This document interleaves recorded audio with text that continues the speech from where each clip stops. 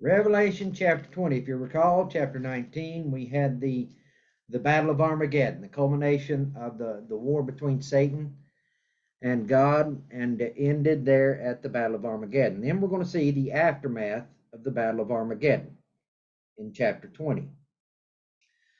Then I saw an angel coming down from heaven, holding in his hand the key to the bottomless pit and a great chain. And he seized the dragon, that ancient serpent, who is the devil and Satan, and bound him for 1,000 years, and threw him into the pit, and shut it, and sealed it over him, so that he might not deceive the nations any longer until the 1,000 years were ended. After that, he must be released for a little while. Now, this may not make a whole lot of sense on the surface. Why in the world is God going to defeat Satan at the Battle of Armageddon and just put him in jail for 1,000 years and then release him again?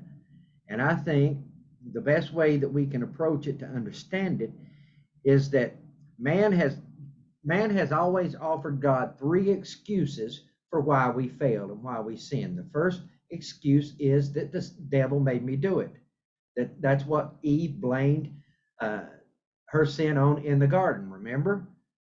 Well, it was the serpent that did it. Serpent talked me into it. The serpent made me did it. The old Flip Wilson skit that those of a certain generation remember. The devil made me do it. The devil made me do it. Well, okay. In answer to man's first excuse, there is no devil to make you do it. He's in chains in the bottomless pit. Okay? So that's the first excuse that mankind gives about it. The second excuse we give God for our sin is the fact that there's so much evil around. We're surrounded by so much evil. We're surrounded by so much temptation. We're surrounded by so much sin. Well, if you'll recall at the end of chapter 19, all of the unsaved people are dead. It's nothing but believers left alive. That's who inherit the kingdom. That's who inherit the millennial reign. We're not surrounded by sinners any longer, or they're not surrounded by sinners any longer. They're surrounded with brothers and sisters who also have been saved by grace through Christ. So that excuse is out the window, because at the beginning of the millennial reign, nobody but believers are left alive, right? And the third excuse we always give when we try to excuse our sin is the absence or the invisibility of God. Well, I can't see God. If only God would speak to me. If only God could appear to me. If only I could see God, then I would believe in God. Then I would not sin. Then I would serve God. Then I would worship God. If I could see him, or if he would just manifest himself to me. Those are the three excuses we give. Well, Jesus is going to be right there in Jerusalem sitting on the throne. You can go to Jerusalem and see God. So the three excuses that mankind has always given throughout our history for why we fail and why we sin and why we do not follow God are taken away. So now we have a perfect environment. We have perfect weather. We have a recreation of the Garden of Eden. We have nothing but believers who are inheriting this place. We have God himself in the flesh sitting on a throne in Jerusalem. Satan is bound for 1,000 years. And we're going to see how it turns out, because at the millennial reign, the millennial kingdom, Jesus is going to remake this world. He's going to remake it back into what it was at creation. The coming again of long ages are coming. We read about that in the Old Testament prophets. We read that during the millennial, during the reign of Christ on David's throne, if a man dies at 100, it'll be a tragedy, because people will live much longer. So the earth's population is going to explode during the millennial reign. That's 1,000 years of people reproducing. But all of those children, all those people who were born during the millennial reign, will still have to come to God the same way we all have, through Christ, through belief in Christ, through faith in Christ. That's what saves people during the millennial reign. That's what saved us. That has been always what has saved people. So they're going to have to make a decision to serve Christ or not to serve Christ. So are we clear about what is going to happen during the millennial reign? Jeff, hey, does the word describe kind of sort of what the millennial reign will look like in terms of the physical?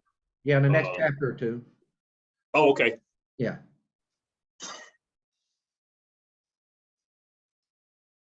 Okay. So Satan is thrown into the bottomless pit. It's a Greek word where we get our word abyss. It's also used, the same word is used of the deep of the ocean. The same word is used of Sheol. Matter of fact, the place of the dead, right? So it's the abyss is where Satan is enchained. In verse 4, then I saw thrones, and seated on them were those to whom the authority to judge was committed. 1 Corinthians chapter 6, Paul says something very interesting to the church at Corinth. The church at Corinth is acting up. The church at Corinth is struggling in their morality. They're struggling in their concept of worship. They're struggling in their concept of the proper place that they hold amongst God's people. They're struggling. It's a struggling church. And there's things going on in the church that are not right. And Paul is castigating them because they're letting it go. And he says something that should excite us all. It should not only excite us all, it should frighten us all. It also should make us more diligent to follow Christ and follow God and learn more about him. Because Paul says these words. He says, don't you know that we will judge angels? In other words, and it's in the context of why can't you settle this matter? They're taking each other to court is the issue. The church at Corinth, they're having some disagreements, and they're taking each other to court and suing them in civil court. And Paul says, you don't have anybody wise enough to decide these matters amongst you? Don't you know we will judge angels? Well, here's what he's talking about. The millennial reign, we're going to sit down on thrones. And we're going to be judging angels. We're going to be judging the fallen angels. We're going to be participating in the judgment with Christ. So, and if that is so, which it is, it ought to make us take our study of God's word a little more seriously, I think, or at least it does for me. Any questions there? Then I saw thrones, and seated on them were those to whom the authority to judge was committed. That's Christ and us. Also, I saw the souls of those who had been beheaded for the testimony of Jesus and for the word of God, and those who had not worshipped the beast or its image and had not received its mark on their foreheads or their hands. They came to life and reigned with Christ for 1,000 years. So we got two groups in view here. The one sitting on the throne is the church, the co-heirs with Christ, the co-rulers of Christ with Christ. Second group is the tribulation saints, the tribulation martyrs, those who are under the throne of God. They're going to spend eternity being priest to God and to the Lamb and to his Christ. We're the bride of Christ. They're the priest of Christ. Okay? They came to life and reigned with Christ for 1,000 years. In verse 5, the rest of the dead did not come to life until the 1,000 years were ended. That's the unbelievers. That's the unbelieving dead. Are not resurrected here at the first resurrection. They're resurrected at the second resurrection, we'll get to in a minute. So there's different resurrections. The Bible lumps the first resurrection in with the rapture and the resurrection of the dead in Christ, right? We are resurrected there at the rapture. 7 years later, the bodies of those who were martyred for Christ during the tribulation period are also resurrected and reunited with their souls. So that's the first resurrection. Questions upon that? Because I know it can get a little tricky to understand. Because yes, the two events are separated by at least 7 years, but they're considered one event, the first resurrection. No questions? The rest of the dead did not come to life until the 1,000 years were ended. This is the first resurrection. Blessed and holy is the one who shares in the first resurrection. Over such, the second death has no power, but they will be priests of God and of Christ, and they will reign with him for 1,000 years. That's our purpose in the millennial reign. That's our purpose during the millennial, is to reign with Christ. Okay? So we will rule over creation with Christ for those 1,000 years. We will be part of his government. What that looks like, I don't know. The Bible does not go into detail about exactly what we'll be doing. I don't know. But we won't be sitting around on clouds with harps, like the cartoons say. We'll have something to do. We will have assignments. We will have a job. We will have things to do to rule and reign with Christ. Right? We've got a whole world to rule, a whole universe to rule. Hey, Jeff, question. Mhm. When we talk about judge, I think about it now. I mean, there's no two judges in the world that think the same. So each has a different perspective. How, what are your thoughts about how we will know what our guidelines or left and right limits are when making judgment decisions? Well, you I have to mean, remember where have we been the last 7 years? We have been in the presence of Christ, learning him intimately, right? So there will be a communication there, like in a okay, marriage. There will be that communication. We will understand perfectly well. And right now, we must submit to the Spirit to allow him to guide us. There's this constant battle within my flesh, fighting against the Spirit. So sometimes it's hard for me to follow the Spirit. Sometimes it's yeah, even hard for us to hear the Spirit, to perceive what the Spirit is saying. Well, all obstacles will be removed. We will yeah, no longer be susceptible to sin. So the Spirit of God will have perfect communication to us and through us, right? So it's, yeah. we're not going to be scratching our head and saying, what should I do here? We will know, Hmm. right? And the bottom line is, if they're there to be judged, they're guilty, because everybody else is in heaven, part of the first resurrection. So if they're standing in front of us, it's not a question of innocence or guilt, right? So exactly what we'll be judging, again, I don't know. Well, I mean, when it's just the vastness of it when you think about it. We're going to do this for 1,000 years, Well, with and this is an initial judgment. The thousand oh, years we're okay, going to be 1,000 years we're going to be administrating God's kingdom. So in some way, okay, shape, or form. okay. So we're not going to judge for a whole 1,000 years. No, Okay, not in my understanding. yeah, But because I was thinking, man, that's but a lot of people, and we don't have to eat or sleep, and it's yeah, a pretty tough schedule. but there will be a need for, you know, enforcement of God's law during the millennial. So, the form it's going to take, the Bible doesn't tell us. It just tells us the framework that we will sit on thrones and judge, right? Paul tells us that we will judge angels, so there will be some of that. And then it says we will rule and reign with him for 1,000 years. Part of that reign is the administration of the kingdom. That's basically as much information as it gives us, as far as I know. Now we can speculate all day long, and many have, but I think I'm going to stay on the safe side and say here's what I know: that God will have us doing something involved in His kingdom work during the millennial reign, and that's what I know. I can speculate, and we can discuss that over coffee sometime, but that's what I want to say today.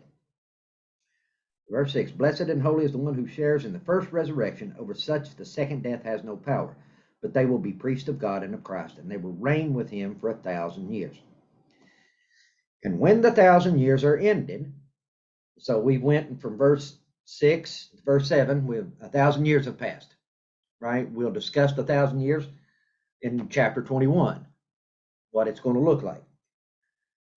But here we go to the end of the millennial reign, the millennial kingdom.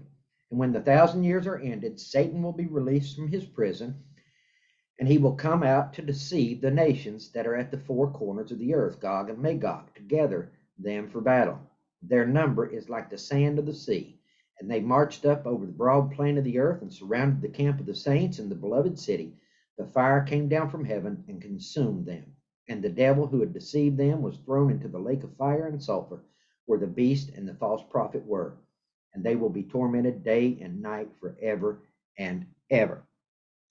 So God has removed at the beginning of the millennial reign every excuse that mankind has ever given for why we sin against him. Satan is bound. God himself is visible. You're surrounded by other believers. There is no unbelievers tempting you to sin. But what happens? During that time, it's as if death itself has been vanished, because people are living these long ages like the patriarchs did, like like Noah and like Adam and like Seth and so on, right? Methuselah.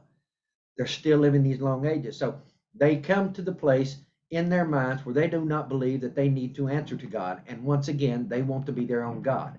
They want to be in charge of their own destiny. So God releases Satan from his prison, and Satan again deceives mankind. They willingly follow Satan to war against God in Jerusalem. Jesus is sitting on the throne, physically sitting on the throne, and they gather from all over the world, a great multitude, come to fight against Jesus. Once again, they have lived in the Garden of Eden, a rebuilt Garden of Eden, right? And they do the same thing that Adam and Eve did. In other words, the point God is proving by the 1,000 years is that even in the most perfect circumstances, because we probably all said this at one time or another, boy, if I was Adam or Eve, I could have done it. I could have lived my life and not ate that fruit. But the truth of the matter is, every single one of us in the garden would have done the same thing. And this proves it. These people haven't experienced the hurricanes that we have, or the tornadoes that we have, or the droughts that we have, or any of the natural disasters that we have. They're not afraid of the wild beast any longer. The sicknesses have been vanished. And yet they still rebel against God after existing in that paradise for 1,000 years. Questions? And that's why God arrests Satan and puts him in jail instead of throwing him in hell with the false prophet and the beast. Remember in chapter 19, they were tossed alive into hell, the first two inhabitants of hell. They've been there 1,000 years. Now Satan joins them. So questions on all of that? Okay, verse 11. Sure, I got a question. Sure, I'm ready for you. So I got a couple questions. Can you explain what the second death is? Yes, we're getting ready to read about it. Okay, and so the Armageddon battle isn't the last battle.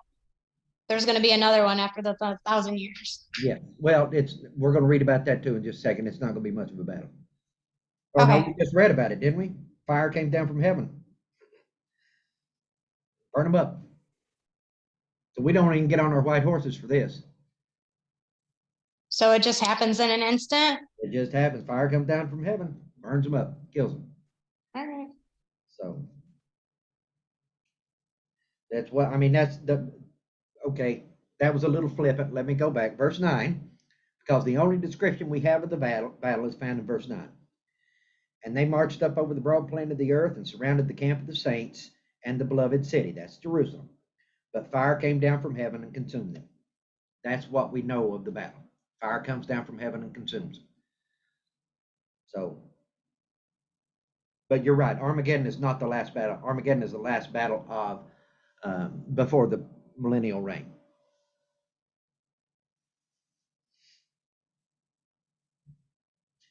Then in verse 11, then I saw a great white throne and him who was seated on it. You may have or may not have heard the term the white throne judgment, the great white throne judgment. This is what we're talking about now. Then I saw a great white throne and him who was seated on it. From his presence, earth and sky fled away, and no place was found for them.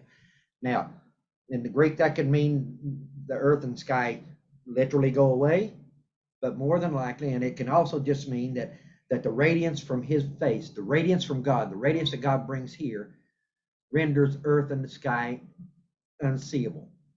The brilliance from God removes view of everything else at the great white throne judgment. Okay? Because God's light is going to shine through every dark place in the universe. It's going to illuminate everything. So much so that we will not be able to see the sky or the earth or anything else except the throne of God with him seated on it. This is God the Father we're talking about. And I saw the dead, great and small. So this is the second resurrection. I saw the dead, great and small, standing before the throne, and the books were opened. Then another book was opened, which is the book of life. And the dead were judged by what was written in the books, according to what they had done. And the sea gave up the dead who were in it. The death and Hades gave up the dead who were in them, and they were judged, each one of them according to what they had done. Then death and Hades were thrown into the lake of fire. This is the second death, the lake of fire. And if anyone's name was not found written in the book of life, he was thrown into the lake of fire. The lake of fire is what we know as hell. So I know we commonly say, people die and go to hell. They don't actually die and go to hell yet. They die and go to Hades. It's after the second resurrection of the unbelieving dead from everywhere, from all time. They're resurrected and brought to stand in front of the throne of God, in front of the great white throne, judgment of God. Now, the thing with the books, there's two sets of books. There's the books of man's works, which is what they've done, right? Everybody has a book that God keeps.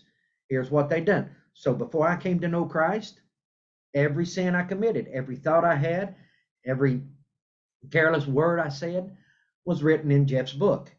This is the sins, this is the laws that Jeff has broken. So there was a book on my sins. When I accepted Christ, that book was closed and my name was written in the book of life.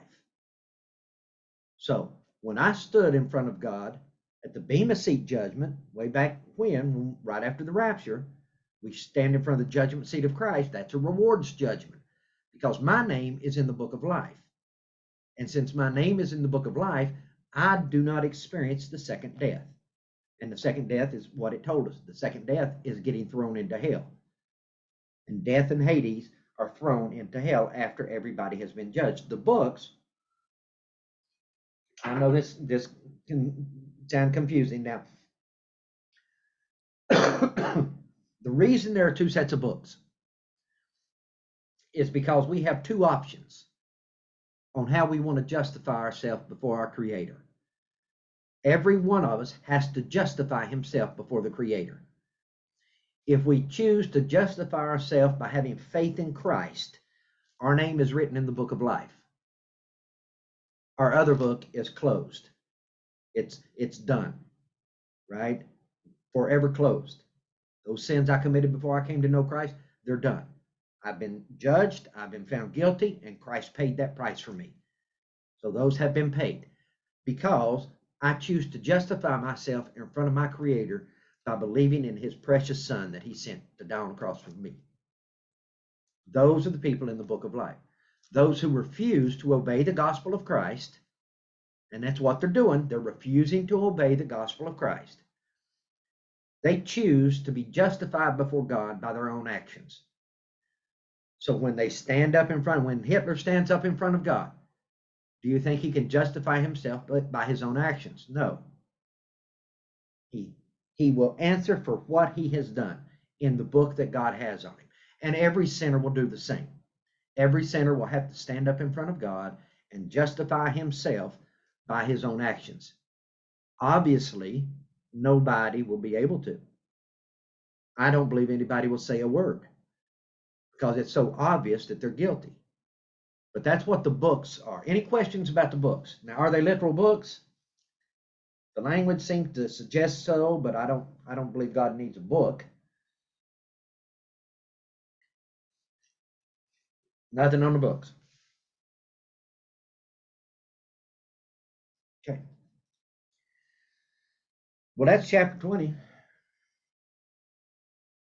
30 minutes were.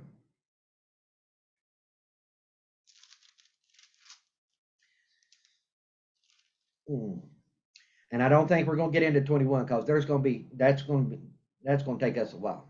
Well, not a long while, but longer than 30 minutes. So questions? Oh, I have a question. Okay, I have an answer. I don't know. I hope so. In my daily reading, I was reading Daniel chapter 12. Okay. And part of verse 1 and verse 2 says, but at the time your people, because he's having the visions or explanation of the end times or something. From what I gather, that's what the title says, is the end times. Yes. It says, but at the time your people, everyone whose name is found written in the book will be delivered. Multitudes who sleep in the dust of the earth will awake, some to everlasting life, and others to shame of everlasting contempt. Is that the same? Is that referencing the same thing you just spoke about? Yeah, basically, except in Daniel. Daniel is given an overview of the end times because Daniel doesn't have a view that there's two resurrections. The first resurrection, and then 7 years later, the second resurrection. Okay? Does that help? But yes. So when Daniel says, everybody's going to be resurrected, some to life and some to everlasting contempt, those are the first and the second resurrection. And Daniel just views them as one resurrection. Yes, no, maybe so. Yeah, when I read it as like it was happening as one, and I was like confused because we hear about the dead in Christ will rise, right? And Yeah. I had never heard, well, other than today reading it, that some were gonna rise to contempt. So, but Yeah, that's having chapter 12 is an overview of the end times, right? And it's talking about the last 3.5 years. So when he says in chapter 12 times, in verse 7, who lives that it would be for a time, times, and half a time. That's time is 1 year, times is 2 years, and half a time is a half a year. So that's 3.5 years in that Aramaic. Right, times, and half a time. So he's speaking about the last 3.5 years of the tribulation period, that time period that is known throughout the Old Testament as the Great Tribulation. I hope that didn't confuse you.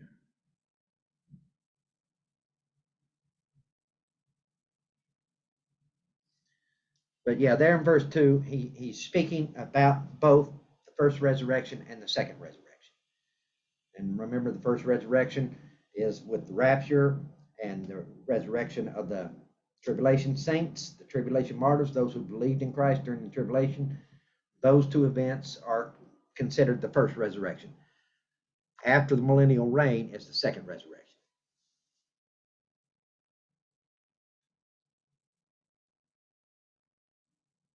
It's awful quiet. Why is everybody muted?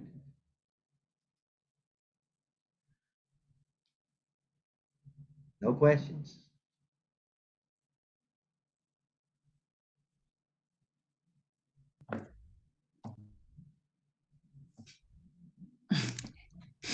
Come on, Jen. I don't have anything to say. I just feel bad that nobody's saying anything. Oh, that's quite all right. That's quite all right. We got little baby squirrels to take care of, and the mama maybe. I hope we don't have to put her down, but at least she's fed them. all right, this might be a dumb question. No such thing. Well, Terry can ask some dumb ones, but not you. So when we think of people, when they pass away, either going to heaven, or we think of them going to hell, right? Is hell just like a holding place before they get thrown into this lake of fire? Well, the lake of fire is hell. We have, I think throughout the centuries, we have misused the word hell. And it goes back to the parable that Jesus tells of Lazarus and the rich man. Right? Lazarus was the poor man, and the rich man wouldn't help him, and Lazarus and the rich man both died. This is the parable that Jesus tells. And then he tells that what happens after they die. That the rich man who ignored Lazarus, who sat at his gate every day, dogs licking his sores, and wouldn't lift a finger to help Lazarus, even though he had the means. Now, Jesus is not talking about a works-based salvation. Jesus is making a point. The rich man is in Hades. And Lazarus is in a place called paradise, or Abraham's bosom. Abraham's bosom was just a slang or a name, a nickname for a place called paradise. So you recall when Jesus was hanging on the cross and the thief was there beside him. And the thief says, Jesus, remember me when you come into your kingdom. And Jesus says these words to him. I tell you the truth, today you will be with me in paradise. Okay? So basically the place of the dead, what the Hebrews call Sheol. was a holding place for the dead spirits until the cross of Christ, until the resurrection of Christ. It was divided into two parts, because when Jesus is telling the story of the rich man and Lazarus, the rich man could see over to Lazarus and could even communicate with Abraham. He said, Father Abraham, will you send Lazarus to just dip his finger in some water and place it on my tongue, because I'm in agony here. So the place of the dead, Sheol, was divided into two places, into two parts. One for the righteous dead, which was called paradise. One for the unrighteous dead, which was called Hades. It was a place of suffering. So when the resurrection happened, Jesus led those righteous dead out of paradise and into the presence of his Father. So a believer, when a believer dies, they now are immediately transported to heaven, not paradise, but heaven. Paradise was there to hold the righteous dead before the sacrifice of the Messiah had been completed. But after the sacrifice had been completed, there was no need for a holding area. Now they were allowed to come into the Father's presence. They couldn't before that because the sacrifice had not actually been made. It wasn't until Jesus went into the Father's presence and presented himself. You know, the symbology of that once a year on the Day of Atonement, the high priest would go in and present the blood and sprinkle the blood over the mercy seat. Well, Jesus presented his own blood to the Father for us. The sacrifice has been made. At that moment, all of heaven, the very presence of God, was open to those who have believed in the coming sacrifice. So Jesus leads them from paradise to the Father's presence. The unrighteous dead are still in the holding area, because the holding area will not be tossed. And that's what the book of Revelation says in chapter 20. And death and Hades, remember Hades is that holding area where they're suffering now. Death and Hades are thrown into the lake of fire. So that's when people actually go to hell. The first two people in hell are the false prophet and the beast, the Antichrist. They're thrown into hell at the Battle of Armageddon, at the end of the Battle of Armageddon. Then Satan and death and all the unrighteous dead are thrown in after the great white throne judgment. Did that help? Because I know we say, you know, they're in hell, but they're not actually. And it's okay to visualize it that way, but that's not the language that the scripture uses. Right now they're in Hades. It's a place of suffering, but the second death is the lake of fire. Yes, that helped a lot. Thank you. You're welcome.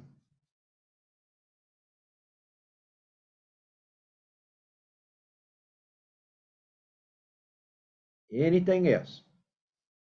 Thank you. You cleared all that up for Braden because he's been listening and he's been questioning that. So you cleared all that up for him just now. Good. Dad, what about?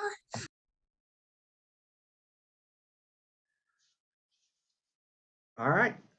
Well, we will close, and I might go walk the beach with my wife. I can drag her away from the squirrels. Gracious God, our King, Father, thank you so much for this day. Thank you for these, your people. Thank you for another opportunity to gather together, to open your word, to study your word, and to seek to know more about you, Father. Because, Father, we want to glorify you. We want to serve you. We want to please you. And we ask that you would allow us to do these things in Christ's holy and precious name. Amen. See everybody Sunday morning. Enjoy the beach and the